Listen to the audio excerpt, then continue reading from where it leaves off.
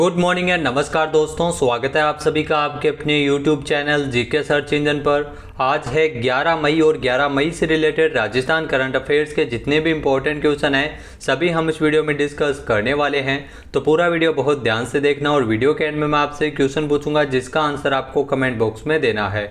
कल के वीडियो में मैंने आपसे क्वेश्चन पूछा था जो था राजस्थान में पर्यटन विकास को बढ़ावा देने के लिए सरकार द्वारा इस साल कितने करोड़ रुपए का बजट रखा गया है।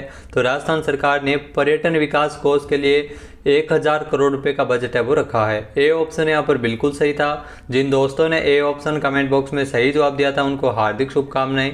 राजस्थान में पर्यटन विकास को बढ़ावा देने के लिए सरकार द्वारा इस साल 1000 करोड़ रुपए खर्च करने का प्रावधान किया गया है। सरकार की मंशा के अनुसार पर्यटन विकास को बढ़ावा मिल सके जिसके माध्यम से रोजगार के अवसर भी उपलब्ध हो सके। इसी को लेकर पर्यटन विभाग की तरफ से मुख्यमंत्री निवास पर पर्यटन बैठक का हाल ही में आयोजित किया गया था जिसमें राज्य में पर्यटन को बढ़ावा देने के लिए सरकार की प्राथमिकता के अनुसार वित्त वर्ष 2022-23 के बजट में पर्यटन को उद्योग का दर्जा भी दिया गया। तो ये आप जरूर ध्यान रखिएगा। इसके लिए प्रदेश के राष्ट्रीय राजमार्गों पर स्पेशल टूरिज्म जोन बनाने का कार्य किया जाएगा जहां पर पर्यटकों को सुविधाएं विकसित हो पाएगी। तो ए ऑप्शन इसका बिल्कुल सही था। चलिए स्टार्ट करते हैं आज के करंट अफेयर्स। पहला क्वेश्चन है, हाल ही में वरिष्ठ नागरिक तीर्थ यात्रा योजना के तहत राजस्थान में यात्रा बजट 13 करोड़ रुपए से बढ़ाकर कितना किया गया है। तो राजस्थान सरकार द्वारा राजस्थान में वरिष्ठ नागरिक तीर्थ यात्रा योजना के तहत 13 करोड़ रुपए बजट को बढ़ाकर 30 करोड़ रुपए किया गया है। ये ऑप्शन यहाँ पर बिल्कुल सही है। आइए जानते हैं इंपॉर्टेंट फैक्ट्स। तो राजस्थान में वरिष्ठ नागरिक तीर्थ यात्रा योजना के तहत जो यात्रा बजट है 13 करोड़ रुपए से बढ़ाकर 30 करोड़ रुपए किया गया है। इस साल देश में जो हवाई यात्रा की इजाज़त है वो इसमें नहीं है, लेकिन फिर भी राज्य सरकार द्वारा केवल हवाई मार्ग से काठमांडू नेपाल में पशुपतिनाथ की यात्रा करवाएगी। इस साल से यात्रियों की संख्या भी 5000 से घटाकर 2000 कर दी गई है। यात्रा में केवल 75 वर्ष से अधिक वरिष्ठ नागरिक को इसमें सहायक ले जाने की अनुमति है वो दी जाएगी। 2013 में शुरू हुई इस योजना में अब तक 65 साल के अधिक बुजुर्ग अपने साथ असिस्टेंट ले जा सकते थे। साथ ही साथ जन आधार कार्ड लेना अनिवार्य रहेगा। पिछले 2 साल से कोरोना के कारण यात्रा है वो रद्द कर दी गई थी। वरिष्ठ नागरिक तीर्थ यात्रा योजना जिसमें तीर्थ करवाने का मुख्य लक्ष्य है वो रखा गया है। 13 करोड़ रुपए से बढ़ाकर इसका बजट 30 करोड़ रुपए किया गया है। जून में ऑनलाइन आवेदन होंगे।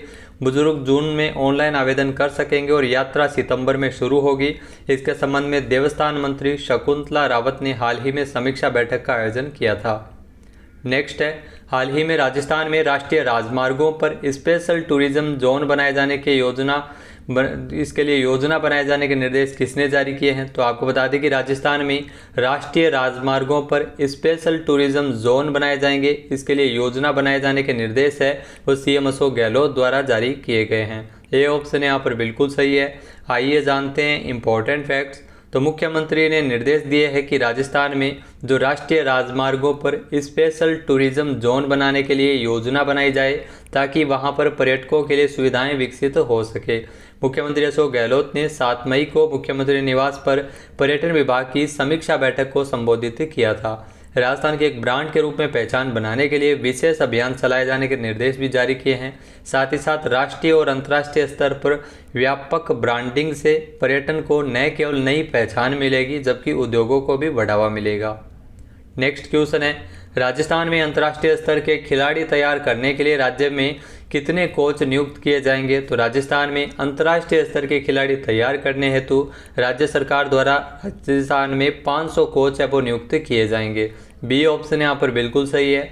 आइए जानते हैं इंपॉर्टेंट फैक्ट्स।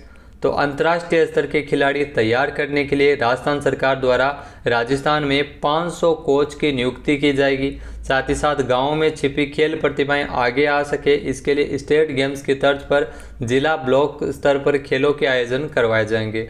राज्य में युवाओं को गंभीर बीमारियों से बचाने तथा स्वस्थ जीवन शैली अपनाने के लिए एक विशेष जागरूकता अभियान फिट राजस्थान हिट राजस्थान अभियान है वो चलाया जाएगा। नेक्स्ट क्वेश्चन है, हाल ही में महिला सशक्तिकरण को बढ़ावा देने के लिए राज्य में महिला कोऑपरेटिव बैंक की प्रथम शाखा कहां खोली जाएगी। तो ध्यान रखना, महिला सशक्तिकरण हेतु राजस्थान में महिला कोऑपरेटिव बैंक की जो प्रथम शाखा है जिसे जयपुर में खोला जाएगा।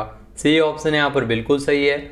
आइए जानते हैं इम्पोर्टेंट फैक्ट्स। तो इम्पोर्टेंट क्वेश्चन है, महिला कोऑपरेटिव बैंक की जो प्रथम शाखा है जल्द ही जयपुर में खोली जाएगी। तो महिला कोऑपरेटिव बैंक की ये पहली शाखा है, जल्द ही राजस्थान में जयपुर में खुलेगी। महिला सशक्तिकरण को बढ़ावा देने के लिए राजस्थान सरकार द्वारा निर्णय लिया गया है। प्रदेश में 50,000 स्वयं सहायता समूह के गठन की कार्य योजना बनाई गई है, जिसमें 5.50 लाख ग्रामीण महिलाएं इसमें लाभान्वित होगी। और इस स्वयं सहायता समूह को रिवॉल्विंग फंड तथा कम्युनिटी इन्वेस्टमेंट फंड के माध्यम से वित्तीय सहायता मुहैया करवाई जा सकेगी। बैंक ऋण के रूप में 600 करोड़ रुपए की व्यवस्था इसमें की जाएगी। नेक्स्ट क्वेश्चन है, राजस्थान में किस जिले के पारिवारिक न्यायालयों को दीवानी मामलों तथा मोटर दुर्घटना दावों की सुनवाई के लिए शक्तियां प्रदान करने हेतु अधिसूचना जारी की गई है? तो आपको बता दें कि भीलवाड़ा, गंगानगर और उदयपुर में नवसर्जित पारिवारिक न्यायालयों को दीवानी मामलों के लिए और दुर्घटना दावों के लिए सुनवाई के लिए शक्तियां हैं वो प्रदान की गई है। तो डी ऑप्शन यहाँ पर बिल्कुल सही है, उपरोक्त तो सभी। आइए जानते हैं इम्पोर्टेंट फैक्ट्स। तो राजस्थान में भीलवाड़ा, गंगानगर तथा उदयपुर में नवसर्जित पारिवारिक न्यायालयों को दीवानी मामलों के लिए तथा मोटर दुर्घटना दावों की सुनवाई के लिए शक्तियां प्रदान करने की अधिसूचना को मंजूरी प्रदान की है। प्रशासनिक मंजूरी सीएम अशोक गहलोत द्वारा हाल ही में स्वीकृति दी गई है। नेक्स्ट है, हाल ही में मुख्यमंत्री पुनर्वास गृह योजना को किस राज्य सरकार द्वारा लागू किया जा रहा है? तो मुख्यमंत्री पुनर्वास गृह योजना जो राजस्थान सरकार लागू कर रही है। ए ऑप्शन यहाँ पर बिल्कुल सही है। आइए जानते हैं इम्पोर्टेंट फैक्ट्स। तो राजस्थान में जो बेघर, वृद्धजन और कामकाजी महिलाओं तथा असहाय निराश्रित व्यक्तियों के लिए आवासीय संस्थान उपलब्ध करवाने की दृष्टि से अपना घर संस्था की तर्ज पर मुख्यमंत्री पुनर्वास गृह योजना को लागू किया जाना प्रस्तावित है। यानी राजस्थान सरकार इस योजना को लागू करेगी। इसके अंतर्गत प्रत्येक जिले में आवश्यकता अनुसार पुनर्वास गृह निर्मित किए जाकर चयनित संस्थाओं के माध्यम से उनका संचालन किया जाएगा। इस वित्तीय वर्ष 75 क्षमता के 45 पुनर्वास गृहों को स्थापित करने का लक्ष्य निर्धारित किया गया है और इसके लिए 90 करोड़ रुपए का प्रावधान भी किया गया है। नेक्स्ट है, राजस्थान सरकार द्वारा वर्ष 2022-23 के लिए इंदिरा गांधी मातृत्व पोषण योजना के लिए कितना बजट निर्धारित किया है? तो राजस्थान सरकार ने वित्त वर्ष 2022-23 के लिए इंदिरा गांधी मातृत्व पोषण योजना हेतु 210 करोड़ रुपए मंजूर किए हैं। ये ऑप्शन यहाँ पर बिल्कुल सही है। आइए जानते हैं इम्पोर्टेंट फैक्ट्स। तो साल 2020-21 में शुरुआत में 5 जिलों जिसमें प्रतापगढ़, बांसवाड़ा, उदयपुर, डूंगरपुर और बारां, इन जिलों के लिए इंदिरा गांधी मातृत्व पोषण योजना की शुरुआत की गई 2020-21 में। अब इस योजना का दायरा है वो इस वित्तीय वर्ष के बजट में सीएम अशोक गहलोत द्वारा बढ़ाया गया है। यानी यह योजना अब प्रदेश में, पूरे प्रदेश में लागू की जाएगी। मुख्यमंत्री अशोक गहलोत ने घोषणा की है कि इस योजना के लिए 210 करोड़ रुपए का बजट निर्धारित किया गया है। इसके अंतर्गत आपको बता दें कि इंदिरा गांधी मातृत्व पोषण योजना, जिसमें गर्भवती महिलाओं को दूसरी संतान के जन्म पर 6,000 रुपये की सहायता राशि दी जाती है और इससे लगभग 3,50,000 गर्भवती महिलाएं हर साल लाभान्वित हो सकेगी।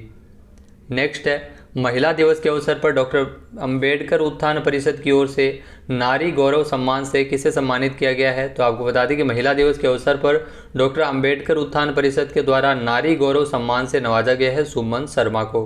सी ऑप्शन यहाँ पर बिल्कुल सही है। आइए जानते हैं important facts.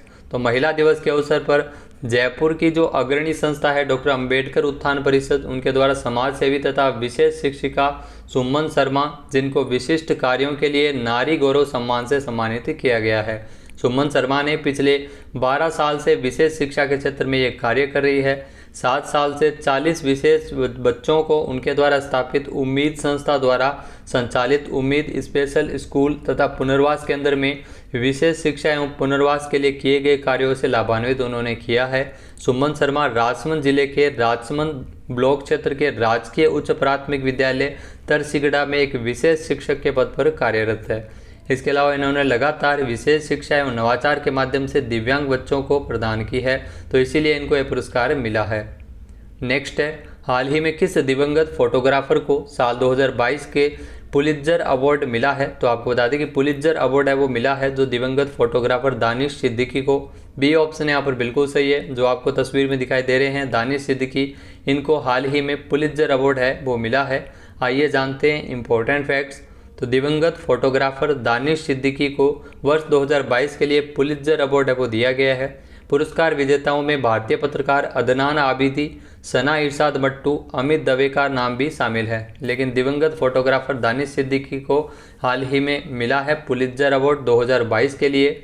Photographer Danish Siddiqui की तालिबान और अफगान के सेना संघर्ष के दौरान इनका निधन हो गया था। पुलित्जर पुरस्कार को पत्रकारिता के क्षेत्र में अमेरिका का सबसे प्रतिष्ठित सम्मान माना जाता है। इसकी शुरुआत सबसे पहले 1917 में की गई थी। नेक्स्ट क्वेश्चन है, हाल ही में किस देश के प्रधानमंत्री महिंद्रा राजपक्षे ने 9 मई को अपने पद से इस्तीफा दिया है? तो हाल ही में श्रीलंका के प्रधानमंत्री है महिंद्रा राजपक्षे, जिन्होंने 9 मई को अपने पद से इस्तीफा दे दिया है। बी ऑप्शन यहाँ पर बिल्कुल सही है। आइए जानते हैं इंपॉर्टेंट फैक्ट्स। तो श्रीलंका में आर्थिक संकट एवं विरोध प्रदर्शनों के बीच प्रधानमंत्री महिंद्रा राजपक्षे ने अपने पद से इस्तीफा दिया है। आपको बता दें कि महिंद्रा राजपक्षे ने राजधानी कोलंबो में हिंसक विरोध प्रदर्शनों के बीच ये निर्णय लिया है। मालूम हो कि राष्ट्रपति द्वारा दूसरी बार इमरजेंसी लागू किए जाने के बाद देश के कई हिस्सों में विरोध प्रदर्शन है वो श्रीलंका में लगातार हो रहे थे। ब्रिटेन से 1948 में आज़ादी मिलने के बाद श्रीलंका अब तक के सबसे गंभीर आर्थिक संकट के दौर से गुजर रहा है और इसी बीच महिंद्रा राजपक्षे ने अपने पद से इस्तीफा दे दिया है, जो श्रीलंका के प्रधानमंत्री थे। आपको बता दें कि मुख्य संकट जो विदेशी मुद्रा की कमी के वजह से पैदा हुआ है श्रीलंका में, जहां पर मुख्य खाद्य पदार्थों के साथ साथ ईंधन आयात के लिए भुगतान भी नहीं कर पा रहा है श्रीलंका। बात कर लेते हैं आज के हमारे क्विज की। तो आज का हमारा क्विज है, हाल ही में राजस्थान के कोटा की गौरांशी शर्मा ने ब्राज़ील में हो रहे डेफ ओलंपिक गेम्स में कौन सा पदक जीता है?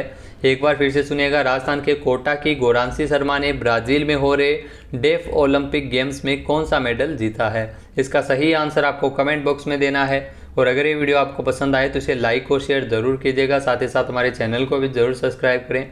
वीडियो की जो PDF फाइल है वो आप वीडियो के डिस्क्रिप्शन बॉक्स में टेलीग्राम चैनल का लिंक दिया हुआ होगा, जहां पर आपको सारी PDF एक साथ मिल जाती है और इस क्वेश्चन का आंसर आप वोट करके भी कर सकते हैं। वीडियो देखने के लिए धन्यवाद। जय हिंद, जय भारत, जय राजस्थान।